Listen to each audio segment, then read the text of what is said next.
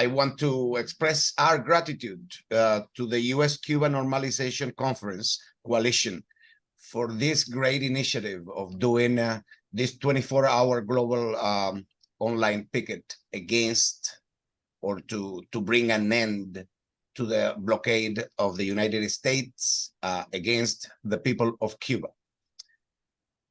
I'm in Toronto, and I acknowledge the land we are meeting on is on the traditional territory of many nations, including the Mississaugas of the Credit, the Anishinaabe, the Chippewas, and the Wendat people, and is now home to many diverse First Nations, Inuit, and Métis peoples.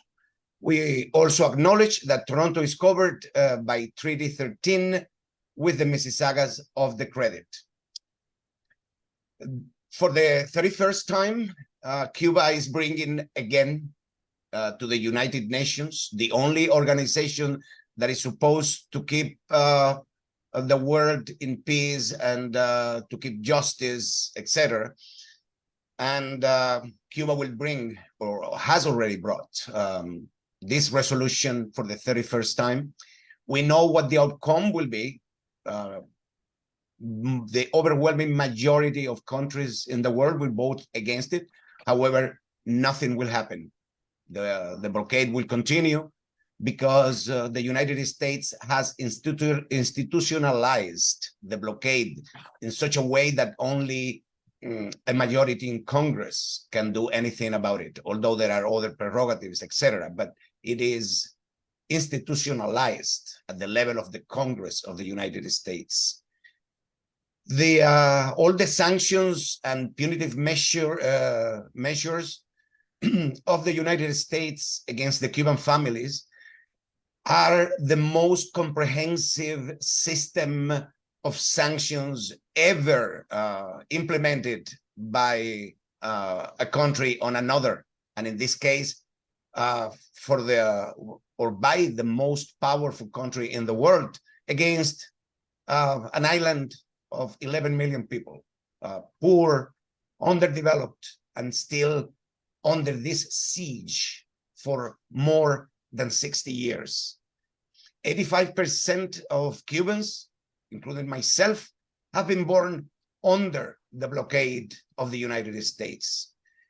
It is inhuman, it is cruel, it is illegal, it has been condemned by everybody, but the Cuban families are being asphyxiated by all these measures, which is the objective of the United States, to create this discontent. And then when Cubans go to the embassy to ask for a visa to travel safely and with no problems for their lives, they deny the visa, so that these Cubans have to risk their lives and many times lose their lives in an attempt to get to the United States. It's all a Machiavellic circus where those Cubans who risk their lives and they manage to get there are considered heroes because they have done this.